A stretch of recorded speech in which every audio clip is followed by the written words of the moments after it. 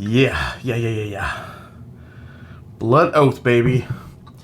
Lux Row's annual premium bourbon release is here. It's called Blood Oath. Now, I always thought that Blood Oath should be released in October, given its Halloween theme, but the Blood Oath series is crafted by mastermind and master distiller John Rempe, who has brought us the 8th release. Now, the Blood Oaths historically always have a little bit of a finish or a little bit of a twist. The twist in this release, it's an 8-year-old bourbon finished in Calvados casks. Let's try it on the Mash and Drum.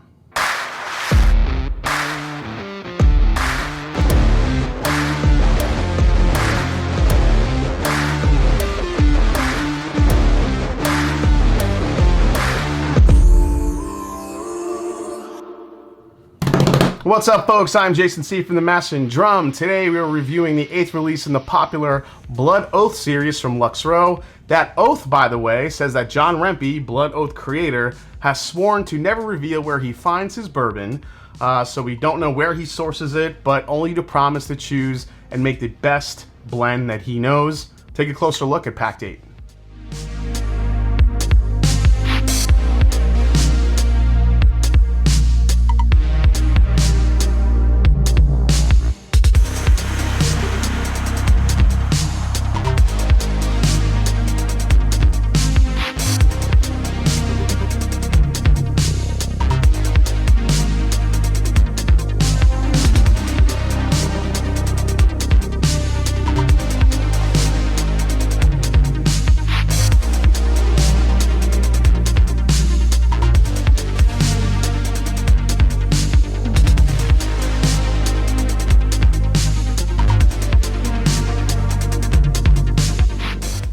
So the new Blood Oath Pact 8 Kentucky Straight Bourbon Whiskey features another combination of whiskeys with some pretty cool stats. A 14-year bourbon and an 11-year bourbon, as well as an 8-year bourbon finished in those Calvados casks that I talked about.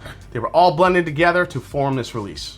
So what the hell is Calvados? Well, for those of you unfamiliar with it, it's an apple or pear brandy from the Normandy region in northwestern France that is distilled from cider and aged for a minimum of 2 years in oak casks.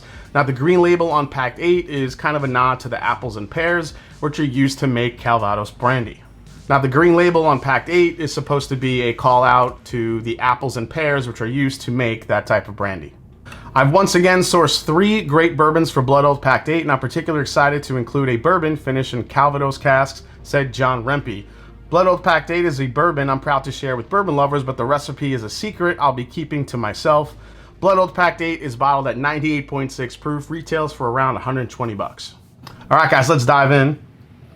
It's good to be back making videos again. Had a little bit of a kind of a slight vacation, both personal and also work related. So glad to be back making videos for you guys.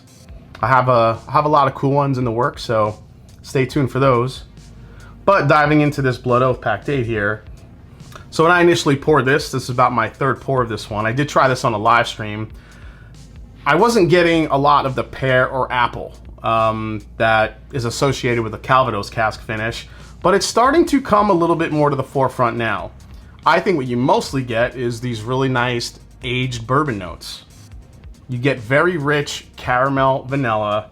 You get some seriously dark oak, but not like bitter oak. Just a very well-aged oak cask. Now, Lux Row for a long time had been, they had been sourcing from Heaven Hill, for their Rebel and their Ezra releases. And I think I do smell a little Heaven Hill in here. But, the recipe is top secret. So we can't dive in too much of what could be in here. But wouldn't surprise me if there's some Heaven Hill in here. It's very vanilla and cinnamon forward on the nose. That little bit of apple peel is just there, I think. I mean, just some really layered vanilla, caramel, cinnamon, nice rich oak.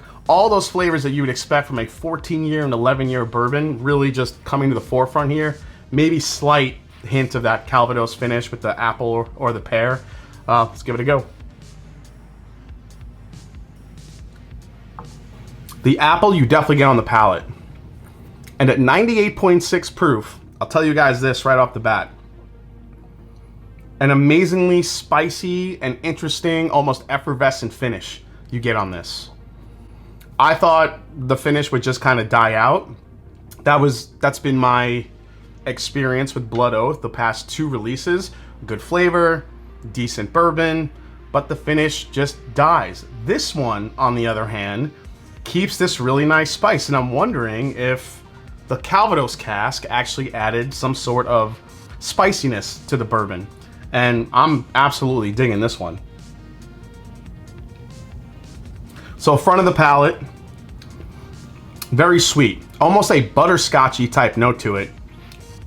You get the vanillas, the caramels, all the sweetness. A little bit of that oak hits the mid palate.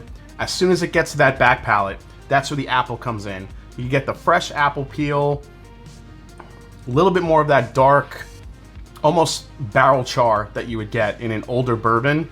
And then it finishes with this spice, this black pepper, almost like cayenne pepper, a little bit of spice. Not as flavorful, but just the impact. Like I said, it's like drinking a ginger ale. It's almost effervescent in a way, the way it just stays on the back of your palate.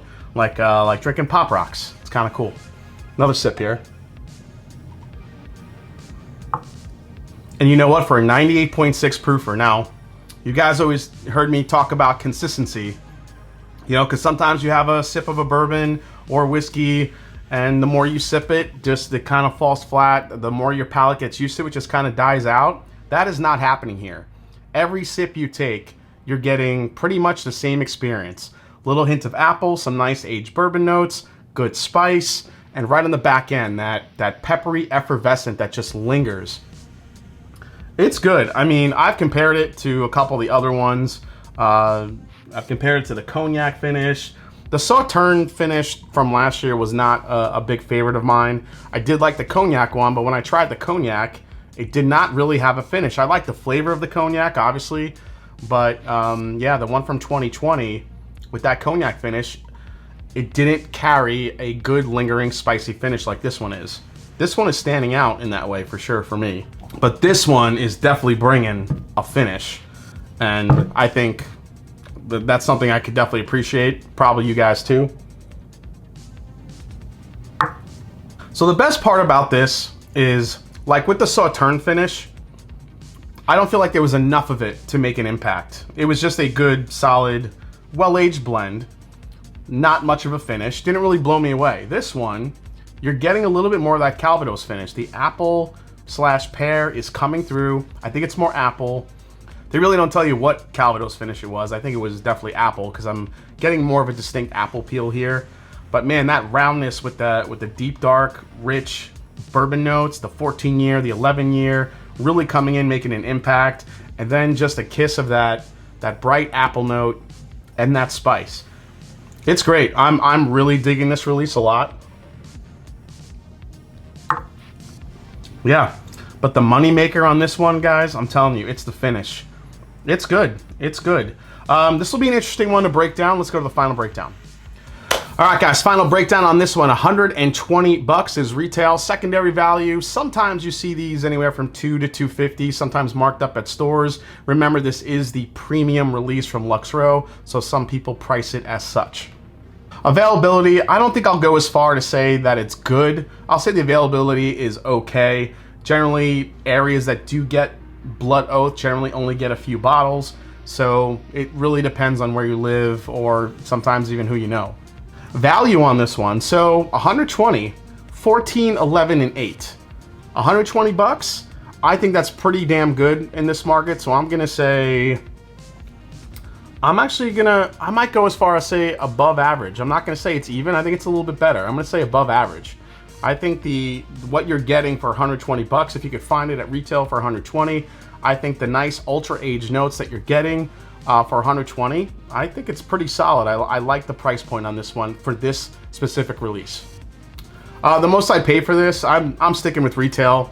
I don't think I would want to go more than that, because it is a very subjective taste, especially whether you do or you don't like that apple type of flavor profile that's in this bottle. Is it a recommend? For me, yes. This is one of in the last several years, this is probably the most definitive I've been on a Blood Oath.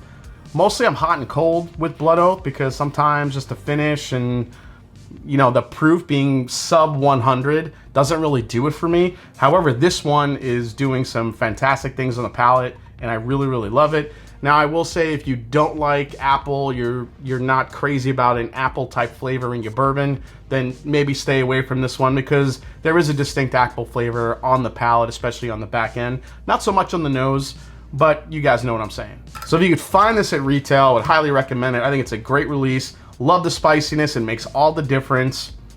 Blood Oath Pact 8, man, I'm digging this one. And now my glass is empty, well, almost empty. Now it's empty. All right, guys, well, hope you enjoyed this review for the new Blood Oath Pact 8. Glad to be back with you guys. Hope you enjoyed it. If you did, hit the subscribe button below. Please hit the like button. If you haven't yet, follow me on Instagram, follow me on Twitter. Let me know if you guys have gotten your hands on this one yet, what you think. And as I always say, it's not about the whiskey, it's the people you share with. So cheers. There's nothing really in my glass except a little wee bit. I'm gonna sip this. Take care. See you next time on the Mash and Drum, guys.